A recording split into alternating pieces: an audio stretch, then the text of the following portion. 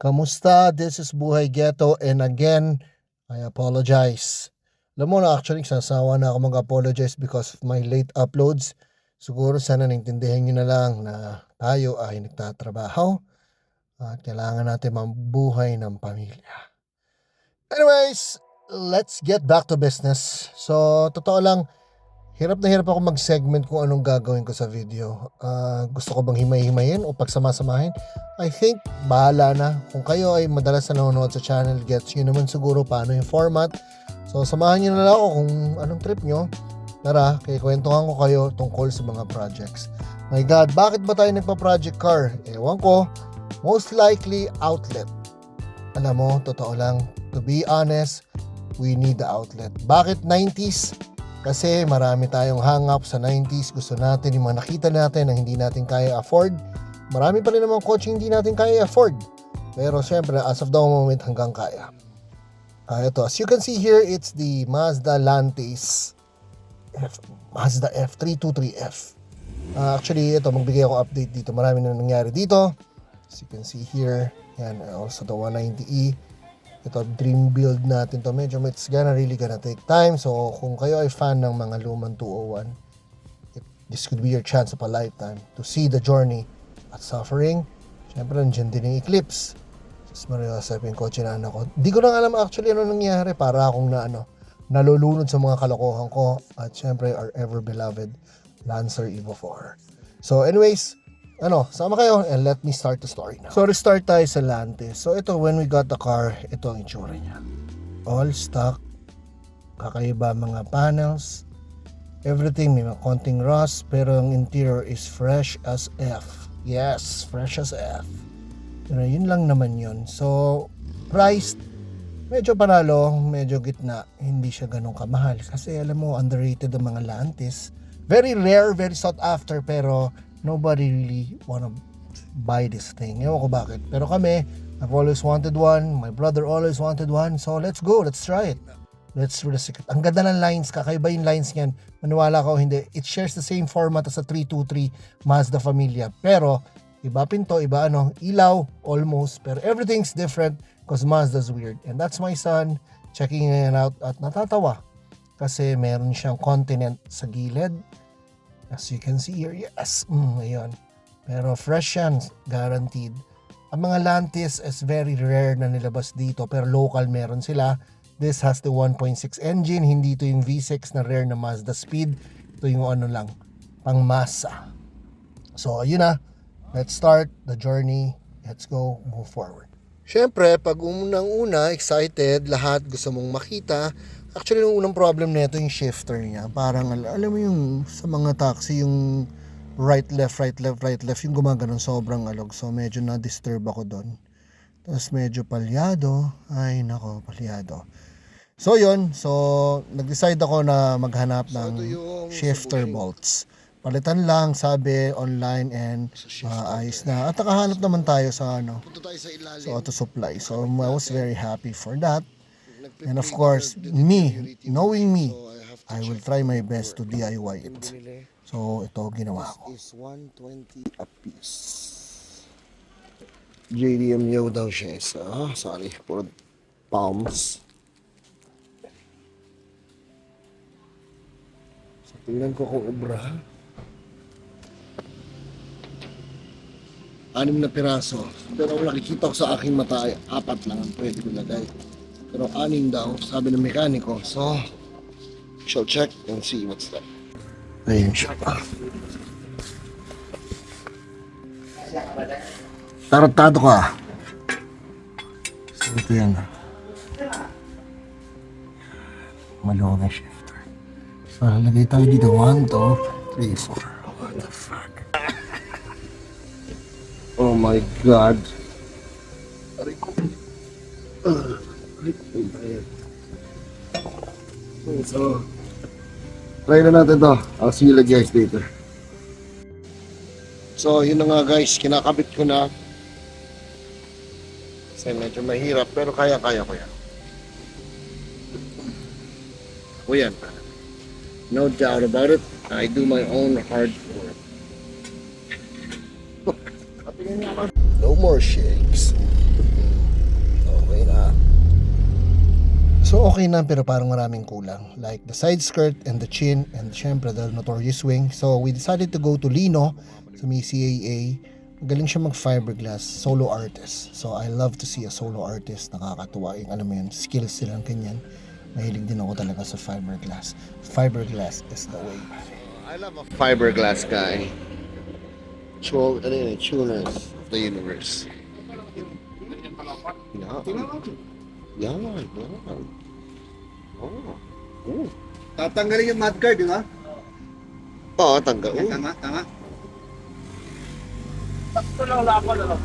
Tama na ba o mataba masyado? Hindi, okay na. Sakto lang yan. Sakto. Okay lang. Yung front siya, ano? Hindi ko mabuo yung ano? Yung O mga purista, mga galit, bakit hindi master speed? Bakit hindi OEM? Ako, I chose to go custom lang cause wala lang, para unique. Alam mo yun, medyo exciting to build something out of nothing. So, I chose to paggawa lang kami ng medyo basic, medyo clean lines para to make the car unique itself. Though, ang chin ng side skirt ang custom, yung wing, I had to go with someone na may hook up tayo, tinulungan tayo ni Paul. Thanks pare, laking bagay ng ginawa mo. Ano, Mang Lino bro ka? tinanggal mo na pala yung mudguard. Yan? Yung mudguard. Eh, tinanggal mo na ba yung wala na yung mudguard sa harap, tinanggal mo na pala. Pabaliktad, anong pasok? Patlas. Pag ganun? Patlas.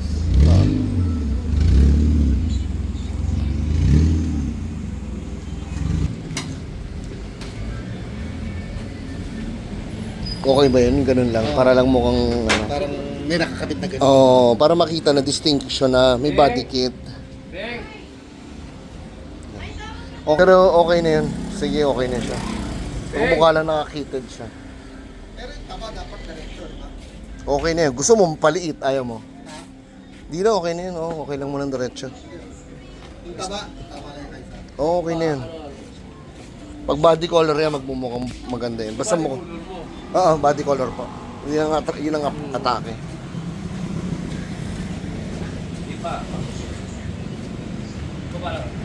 Yan ang importante yung flow niyan eh. Parang kailangan mo ng some detail din sa gitna. Anong gagawin? O gusto mo kasi magiging konsepto yung mabilog eh. Parang nga masyado nakaluwa itong kabilang sira ito. Nakabuka oh. Yun nga, baka nakadakot ilitin. Parang namamaga ang kabilang size. Ganda Mang Lino ah. Ang galing mo. Pang ano mo, To. pag in-screw niya, Ay hila oh. Ang ganda oh. Putya, ang ganda ng pagkabilog. I love it. Yan oh. Pero yun, yung taba na yun, di ba? Yun ang ito susundin kasi, natin. Oh. sarado ko rin. Yan opo. Lagyan mo ng konting ano lang. Sarado. Pero okay na. Sige. Maganda na. Okay na. Hindi, ano sinasabi mo, GJ? Yung taba niya yan. Ito? Yan ang susundan, di ba? O lalagyan niya lang yan. Ito itong taba na to hanggang dulo niya. Okay na yan. Oh, sunod Kasi diretso na. liit eh. Hindi, diretso din. Dahil nakalubog lang. Pero straight lang to. Oh. Tapos ito, lagyan lang natin ng parang... Oo, parang ano lang. Oo, parang... Maliit lang, kahit maliit lang para lang lumabas. Oo. Pero to maganda na yung flow dito. Yan, yung tanong niya. Gaganon pa to, no? Ayun. Maganda siya. Mahusay. Ganda ng mukha, oh. And finally, we had the wing. Thank you, Paul, for hooking us up with Christian Tabesca. Ang bangis. Grabe. Hindi siya makukompleto kung wala tulong mo. Salamat. Big shout out. Oh, sa mga nagkokotse. Magaling kayo kung ma-figure out nyo to. Putang ina, ganda ng tunog ah. Hey, God! Toretto eh, no?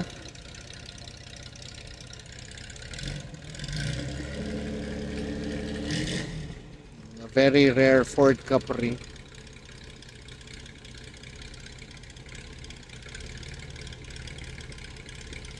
Ngayon, mas na-appreciate yung maingay na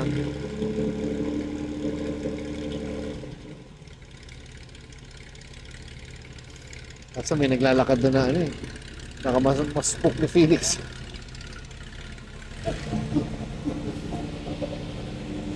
Dom Tolentino. Putang ina, oh. Parang ano eh, Fast and the Furious. Wow, grabe.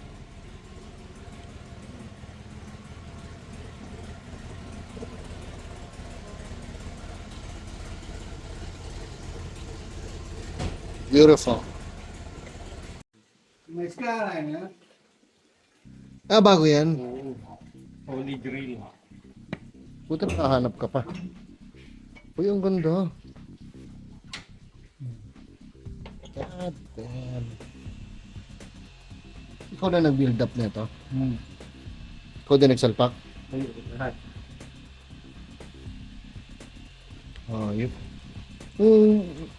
V6, di ba? Tatlo. 2.8. Ganda pa ng ginawa mong black, eh, no?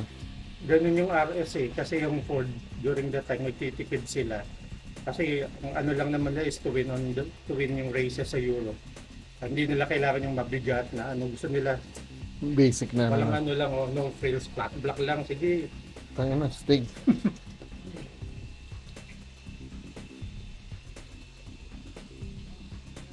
Nice.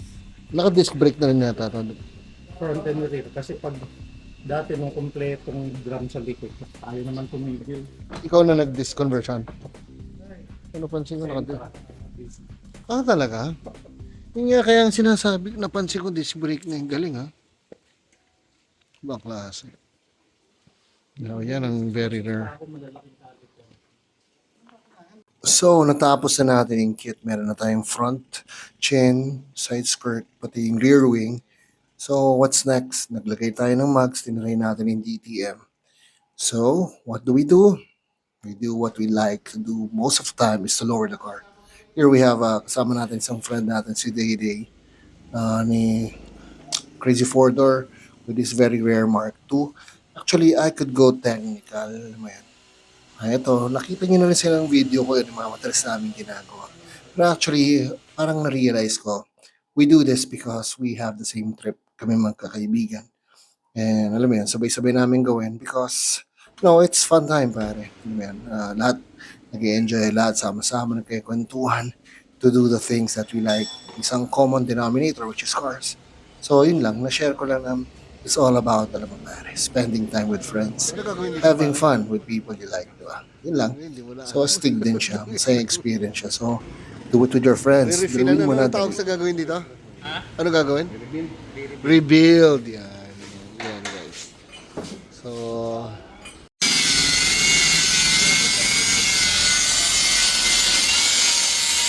Oh, yun yan, yun yan. Tapos yung nasa ilalim, di ba? Nasa pinaka-ilalim. Mangyayari doon, pag naglaro yun, puro pagalang-galang.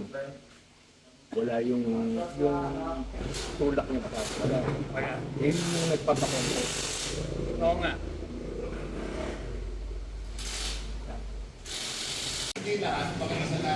so ito na yung Lantis. Putol muna kasi, oh no. Oh shit.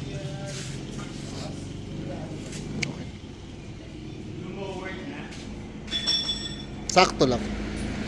Decent.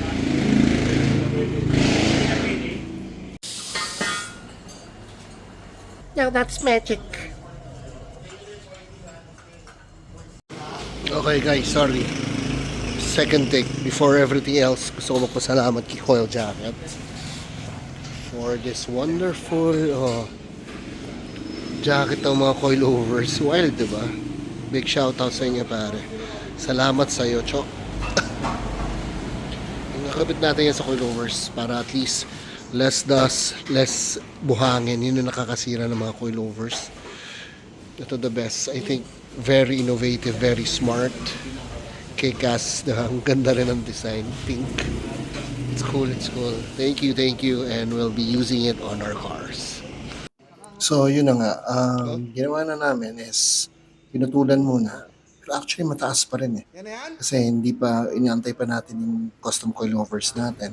Pero at the meantime, malaki naman binawas. Ang laki kasi ng gap nito, parang ginawang 4x4 eh. Pero anyways, so yan, binabaan namin. Testing muna, then we'll take it from there, diba?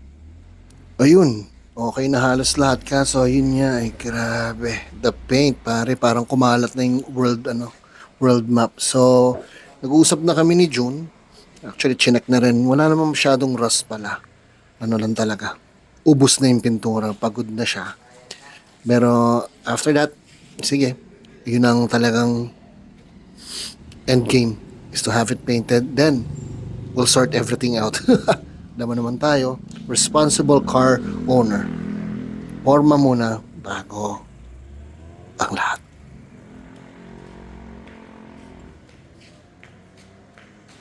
Can't stop admiring the shape. Talagang kakaiba yung shape nito. It grows on you, no? Sobrang off, pero it's very sleek. Very 90s. Nakakatito talaga, no? Anyways, yung paint, medyo affordable naman. Hindi naman ganun kamahal. Pero you could check it out with him kung gusto niyo yung presyo. Pero look at it, man. Laki na improvement from dati, as you can see here naman, di ba? Ganda rin ang DTM, no? Classic.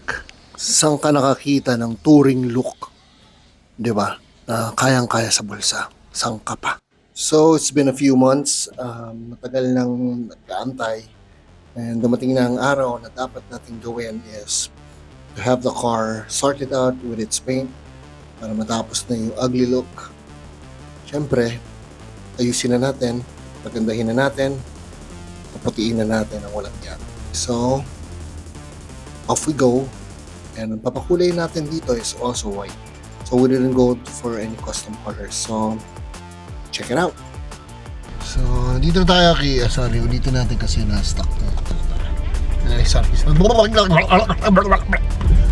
Okay guys, so nandito tayo kila June sa ating nagpipintura. Si June has done quite some, madami-dami na rin kotse natin. I trust this guy. Siyempre, hindi naman to si Alex Restoration. Pero, he's good, reliable, and dependable. Naman yan. Okay kasama. Okay, dito gumawa. So, ito natin papagawa ng Lantis. I'll give you an update within a month. So, for now, let's just enjoy every freaking moment. Uy, ganda. Nice. Pero syempre, dun tayo. Daming 90s at oldies dito ah. Sa may ganong village, yun ang masarap ng ganun. Car spotting. Yun lang. So, nadalhin na natin siya din. Nakita niyo na yun sa mga ibang video. Dito ko dinala yung simula GTI, Corolla. Yung Benz, pinatouch up ko dito. Ayan. Madami na. Ito naman Landis. So, let's go! Okay. So, update on the Landis.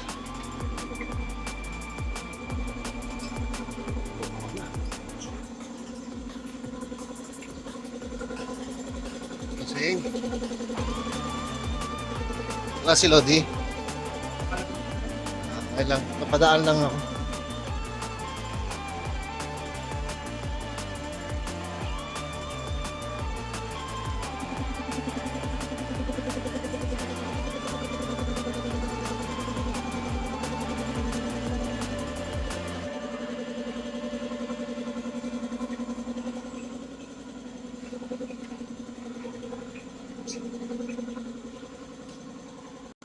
So guys, sa mga nagtatanong, ang kulay na pinili natin ay white. Pero may halong konting yellow, so it's vanilla white. Vanilla white, vanilla white, ano man gusto mong tawagin. And this is the day na lumabas siya. Ang ganda, promise. It's suabe, pare. For the price, wala ka masasabi. Diba? I do hope to see you guys soon sa mga meets, sa mga tambay. And thank you for always liking and subscribing. And sa mga kaibigan natin na laging nanonood sa mga projects ko, I do appreciate it. And I do hope to make more videos in the future. And you take care. And I always love you guys. Salamat and ingat kayo. Have fun. Take care and God bless.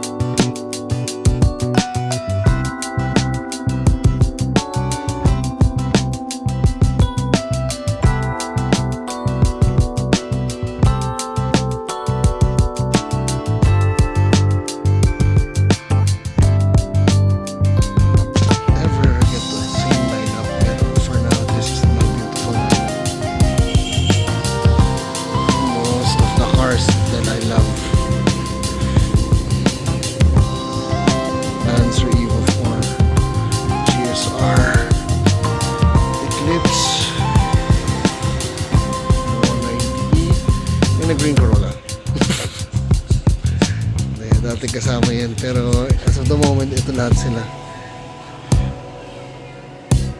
In love. Crazy ng feeling na makita sila sama-sama, no?